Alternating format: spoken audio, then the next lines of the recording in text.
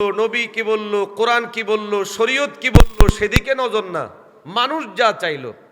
এই জন্য গণতন্ত্রের মূল থিম হলো যে সমস্ত ক্ষমতার উৎস জনগণ। আপনারা খেয়াল করলে দেখবেন, প্রচলিত আমরা যারা বিভিন্ন রাজনৈতিক ইত্যের সাথে জড়িত আছে, আমাদের বক্তব্য হয় জনগণকে সাথে নিয়ে করব, জনগণের চাহিদা পূরণ করব, জনগণকে নিয়ে এটা করব। এই যে জনগণ শব্দটা, হ্যাঁ রাষ্ট্রের কাজ জনসম্পৃক্ত, কিন্তু জনগণই সব নয়।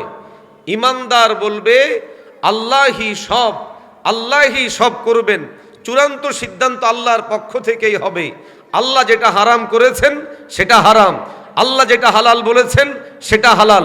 আল্লাহ যেটাকে হারাম বলেছেন, যদি বাংলাদেশের সমস্ত মানুষ বলে আমরা এটাকে মানি না, এর বিকল্পটা চাই, তো সেটা হবে না, বরং আল্লাহ যেটা বলেছেন সেটাই হবে, সেটাই হবে চূড়ান্ত সিদ্ধান্ত।